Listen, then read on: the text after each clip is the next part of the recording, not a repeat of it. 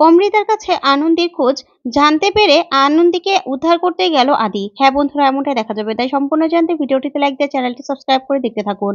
গল্পের শুরুতে দেখা যাবে তিথির আদিকে বলতে থাকে, আদি তোকে আমি বাঁচাতে চাই, ওই মেয়েটা তোকে ট্র্যাপ করেছে, তুই কেন বুঝতে পারছিস না? আমি ওই মেয়েটার হাত থেকে তোকে বাঁচাতে চাই। কিন্তু আদি তিথির কোনো কথা না শুনে সেখান থেকে চলে যায়। তখন তিথি রেগে যায় আর বলতে থাকে, আনন্দী আনন্দী আনন্দী, ওই মেয়েটা, আমি আর সহ্য করতে পারছি না ওই মেয়েটাকে। তখন এই বলে চিৎকার করে কাঁদতে থাকে তিথির। ওইদিকে তনুশ্রী আর সুমনা তিথিকে দেখে হাসতে থাকে আর বলতে থাকে, এই ফুলটুসি নাকি নেবে আমাদের আনন্দের জায়গা, কি মজার ব্যাপার তাই না? তখন এই কথা বলে ওরা হাসতে থাকে। তখন সুমনা বলে, ফুলটুসি, আনন্দী বলতো, মেয়েটার কথাগুলো না অদ্ভুত লাগতো, সত্যি অদ্ভুত একটা মায়া আছে ওর মধ্যে। তখনই তনুশ্রী বলতে থাকে, জানো তো ও আমাদের জন্য কি না করেছে বলো তো? ও যেদিন দমকা হাওয়ার মতো প্রথম এ বাড়িতে আসলো, ওর জন্য সবাই লুডো খুঁজতে গিয়ে কাজকর্ম রেখে লুডো খুঁজতে গেলাম, মনে আছে? তখন সেই কথাগুলো ভাবতে থাকে তনুশ্রী আর সুমনা, আর খুব খুশি হয়ে যায়। তারপরে সুমনা বলতে থাকে, যে ঠাম্মির ঘরে আমরা যেতেও ভয় পেতাম, সেই ঠাম্মির ঘরে বসে এখন আমরা আড্ডা দিচ্ছি, ভাবা যায় বলো? সব কিছুরা পাল্টে দিয়েছে এই মেয়েটা। তখন তনুশ্রী বলতে থাকে, এই বাড়িতে, এই বাড়িতেই তো আমরা সবাই মিলে পার্টি করেছিলাম এই মেয়েটার জন্য। তখনই সুমনা বলতে থাকে, সেটাই তো, আমাদের সুখ তো কারো সহ্য হয়নি, এই মেয়েটাকেও কেউ সহ্য করতে পারেনি। আচ্ছা, এই মেয়েটা এই মেয়েটা কোথায় চলে গেল? তখন তনুশ্রী বলতে থাকে, আচ্ছা ওদের কারো হাত নেই তো এই আনন্দীর উদা হয়ে হয়ে যাওয়ার পেছনে? তখন এই কথা শুনে সুমনা বলতে থাকে, তনুশ্রী এই কথা বলিস না, এই কথা বলিস না, তুই ঠাকুরের উপর ভরসা রাখ, দেখবি আনন্দের ঠিক ফিরে আসবে। তখন এই কথা বলে ওরা খুব কষ্ট পেতে থাকে। ওইদিকে দেখা যাবে আনন্দী ঘরের মধ্যে বন্ধ অবস্থায়। তারপরেই হাতের রশিটা ছুটিয়ে ফেলে, ছুটিয়ে মুখটা খুলেই তখন বলতে থাকে, আমি কোথায়, কোথায় আছি আমি? তখন এই বলে চিৎকার করে ওঠে স্যার বলে আনন্দী। তখনই আদি ঘুম থেকে উঠে যায় আর বলতে থাকে, আনন্দী, আনন্দী কোথায়, কোথায় আপনি? না না, অমৃতা তো এখনো আমাকে কিছু জানালো না, অমৃতাকে এখনই ফোন করতে হবে। তখনই আদি অমৃতাকে ফোন করে। ওইদিকে অমৃতা ওর ফোর্স নিয়ে রকেটের বাড়ি যেতে থাকে। তখন অমৃতা বলে, হ্যাঁ ডক্টর সাহেব বলো। তখন আদি বলতে থাকে, আসলে কাজে আছো মনে হচ্ছে না, আসলে আমি কোনো খবর আছে কিনা সেটা জানার জন্য ফোন করেছিলাম। তখন অমৃতা বলতে থাকে, দেখো আমরা কাজ করছি, বুঝতে পেরেছো? আমি ফোর্স নিয়ে রকেটের বাড়িতে যাচ্ছি, রকেটকে খুঁজে বের করব, কোনো কিছু জানা গেলে তোমাকে আমি ঠিক জানাবো, তুমি চিন্তা করো না। এই বলে অমৃতা ফোনটা রেখে দেয়। তখন অমৃতা রকেটের আস্থানায় গিয়ে হানা দেয়, তারপরে রকেটের লোকদেরকে মারধর করে। তখনই রকেটের এক চামচার নাম জানতে পারে অমৃতা আর বলতে থাকে যে সেখানেই নাকি রকেটের মা অসুস্থ বলে সেখানে দেখতে গেছে। তখন এই কথা শুনে অমৃতা সেই ছেলেটাকে নিয়ে রকেটের বন্ধু বাড়িতে যায়। গেলেই সেই চামচাকেও অনেক মারধর করে অমৃতা আর বলতে থাকে, বল বল রকেট কোথায়? কিন্তু ও চামচা কিছুতেই কিছু বলে না। তখন বলতে থাকে, আমি কি করব, রকেট দা এসেছিল, এসেছিল, ও এসে আমাকেও মারধর করেছে, টাকা চাইছিল, আমার মা অসুস্থ, আমি টাকা কোথায় পাবো? এই বলেই চামচাটা কান্নাকাটি করতে লাগলেই অমৃতা অবাক হয়ে যায়। তারপরেই পুলিশকে বলে পুরো বাড়ি সার্চ করো, কিন্তু সার্চ করে সেখানে কিছুতে রকেটকে পাওয়া যায় না। তখন অমৃতা বলে, আচ্ছা ঠিক আছে, চলো এখন। এই বলে অমৃতা চলে গেলেই সেইখানেই ওর চামচার মা সেজে শুয়ে থাকে রকেট। তখন রকেট উঠে বলতে থাকে, আমার পিছনে পুলিশ লেলিয়ে দিয়েছে, এত বড় সাহস, দাঁড়া দেখাচ্ছি মজা। আর শোন, তোর মা তোর মামা বাড়িতেই থাকুক এতদিন, আমি তোর মা সেজে এখানে থাকবো। তখনই ও চামচাটা অবাক হয়ে যায়। তারপরে রকেট ফোন করে নন্দিনীকে।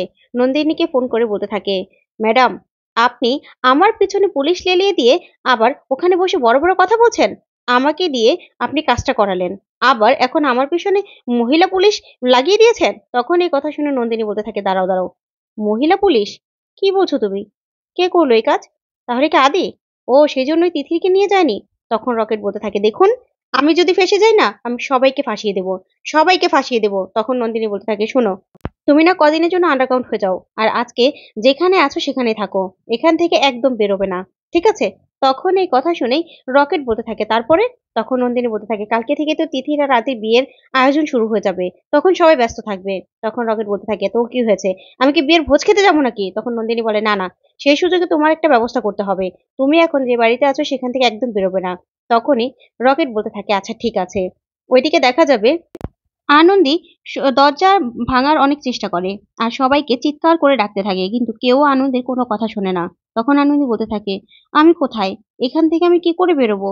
কি করে? আমি তো কিছুই বুঝতে পারছি না। তাহলে কি আমার ডাক কেউ শুনতে পাবে না? কেউ শুনতে পাবে না? এই বলে আনন্দী একটা বক্স সরাতেই দেখতে পায় যে সেখানে মেডিনিস্টের অনেক স্ট্যাম্প রয়েছে। তখন যা দেখে আনন্দী পুরো চমকে যায় আর বলতে থাকে, সর্বনাশ! এখানেও তো দেখছি অনেক কিছু আছে। তাহলে তো আমার সাথে সাথে মেডিনিস্টের অনেক বড় সত্যিটাও বেরিয়ে আসবে। তার মানে কি? তার জন্যই কি আমাকে কখনো এখান থেকে বেরোতে দেবে না ওরা? কি করবো এখন আমি? কি করব? তখন এই কথা বলেই আনন্দী চিন্তা করতে থাকে। ওইদিকে দেখা যাবে আদি অমৃতাকে ফোন করে। তখন অমৃতাকে ফোন করলে অমৃতা বলতে থাকে, ডাক্তার সাহেব, আমরা জেগে আছি। আপনাকে জাগতে হবে না। আপনি বরং রেস্ট নিন। তখন আদি বলতে থাকে, না না, আসলে কোনো খোঁজ পেলে? তখন অমৃতা বলে, খুঁজেছি, অনেক জায়গায় খুঁজেছি। এখনো খোঁজ পাইনি, তবে আশা করছি খোঁজ পেয়ে যাব। আপনি একদম চিন্তা করবেন না। আমরা সবাই আছি তো। সবাই একসাথে একটা কেস নিয়ে জেগে থাকলে কি হবে? কিছুই হবে না। তাই আপনি ঘুমিয়ে পড়ুন, আমরা দেখছি। তখনই পুলিশ অফিসার সিসিটিভি ফুটেজ নিয়ে আসলে অমৃতা বলতে থাকে, এখন আমি সিসিটিভি ফুটেজ দেখছি। তারপরে আদি বলতে থাকে, হ্যাঁ হ্যাঁ, এটা ভালো কথা। দেখলে এটাই ভালো হবে, সিসিটিভি ফুটেজগুলোই দেখতে হবে। তখন অমৃতা বলে, আচ্ছা ঠিক আছে, আমরা দেখছি, আপনি ঘুমিয়ে পড়ুন। এই বলে ফোনটা রাখলেই তখন আদি বলতে থাকে, কি সত্যি? সেখানে তাহলে কি রকেটই আনন্দীকে নিয়ে পালিয়ে গেল? রকেট ছাড়া আর কে হতে পারে? কে করলো এই কাজটা? আচ্ছা, সেদিন সে পাশের বাড়ির মহিলা, সে আনন্দের ছবি দেখে চিনতে পারলো। আনন্দের জন্য তরকারিও নিয়ে এসেছে। কিন্তু আশ্চর্য, বাড়িওয়ালি আনন্দীকে নাকি কোনোদিনও দেখেনি। কোনটা সত্যি, কোনটা মিথ্যে? আমি কোনোটাই তো বুঝতে পারছি না। সবকিছু কেমন যেন গুলিয়ে যাচ্ছে। কোথায় আনন্দী, আপনি কোথায়? একটা মানুষ তো এভাবে উবে যেতে পারে না। একদম হাওয়া হয়ে গেল। আনন্দী, আপনি কোথায়? ওইদিকে দেখা যাবে অমৃতা সিসিটিভি ফুটেজ দেখতে থাকে। তখনই পুলিশ অফিসারটা অমৃতাকে বলতে থাকে, ম্যাডাম, আপনি এই জায়গাটা ভালো করে দেখুন। ঠিক তখনই অমৃতা সেই সিসিটিভি ফুটেজটা দেখে বলতে থাকে, সর্বনাশ! এটা তো দেখছি অনেক গন্ডগোলের। তার মানে পুরোটা গুলিয়ে দেওয়া হয়েছে। না না, এই ব্যাপারটা এখনই আদিকে জানাতে হবে। এই বলে অমৃতা আদিকে ফোন করতে থাকে। ওইদিকে আদি আনন্দের কথাই ভাবতে থাকে আর খুব কষ্ট পেতে থাকে আর বলতে থাকে, আনন্দী, আপনি কোথায়? কোথায় চলে গেলেন আপনি? ওইদিকে আনন্দী ভাবতে থাকে, এখান থেকে আমি কি করে বেরোবো? আমার কথা কি কেউ শুনতে পাবে? তখনই আনন্দী চোখ পড়ে অ্যাডজাস্ট ফ্যানের দিকে।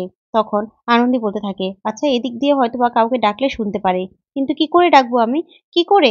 তখন একটা টুলের মধ্যে দাঁড়িয়ে তারপর একটা লাঠি দিয়ে ফ্যানটাকে বন্ধ করে তখন আনন্দী চিৎকার করে ডাকতে থাকে, কিন্তু কেউ আনন্দীর কোনো ডাকে সাড়া দেয় না। তখন আনন্দী বুঝতে পারে জয় মেরিনিস্টেই আছে। আর আনন্দী বলতে থাকে, আমি এখান থেকে কি করে বেরোবো? কি করে আমি ডাক্তারবাবুর কাছে কি করে সবটা বলবো? ঠিক তখনই আনন্দী বুঝতে পারে যে ওর মাথায় যন্ত্রণা হচ্ছে। তখন আনন্দীর মনে পড়ে যায় যে সেদিন চম্পাহাটি যাওয়ার জন্যই বের হয়েছিল সবার কাছে বলে। তখন ঠাম্মি বলছিল, দিদি ভাই, তুই একা যাবি? আমার না খুব ভয় করছে। তখন আনন্দী বলে, না না ঠাম্মি, তোমরা একদম চিন্তা করো না। আমাকে তো এমনিতেও প্রমাণ খুঁজতে যেতেই হবে। আর পল্টুদা ফোন করেছিল, আজকে এস পার না হয় ওস পার একটা না একটা প্রমাণ পাওয়া যাবেই, আমি আশা করছি। তখনই বিজয় আসে আর এসে বলতে থাকে, আনন্দী, মা, তুই একা যাবি? তোর একা যাওয়ার কোনো দরকার নেই, আমার না ভয় করছে। তখন আনন্দী বলে, না না মা, আপনি একদম চিন্তা করবেন না। আমি যাব আর আসবো। ঠিক আছে? এই বলে আনন্দী বাসা থেকে বের হয়ে তখন বলতে থাকে, না, আমি না প্রত্যেকবার প্রমাণ জোগাড় করে আনি, তারপরে প্রমাণ পাল্টে খেয়ে যায়। এবার আর সেটা হবে না। এবার ডক্টর বাবুকে আমি নিজে চম্পাহাটি নিয়ে যাব। তারপরে প্রমাণ করে দেব। এই বলেই আনন্দী মেডিনিস্টে যায় আদিকে আনার জন্য। ঠিক তখনই সেখান থেকে নন্দিনীর গুন্ডারা আনন্দীর মাথায় বাড়ি দিয়ে অজ্ঞান করে তারপরে মেডিনিস্টে লুকিয়ে রাখে। সেটা মনে পড়েই আনন্দী ভাবতে থাকে, না না, এখান থেকে আমাকে যে করেই হোক বের হতে হবে। তারপরে সবার চক্রান্ত আর মুখোশ আমাকে খুলে দিতেই হবে। ওই ডাক্তারবাবুর কাছে সবটা বলে দেবো আমি, সবটা। তখন এই কথা বলে আনন্দী বের হওয়ার চেষ্টা করে সেখান থেকে। আর ওইদিকে অমৃতা আদিকে সবটা বলে দেয়। আর তখন আদি সবটা শুনে চমকে যায়। তো বন্ধুরা, এবার কি তাহলে আদি পারবে আনন্দীকে রক্ষা করতে?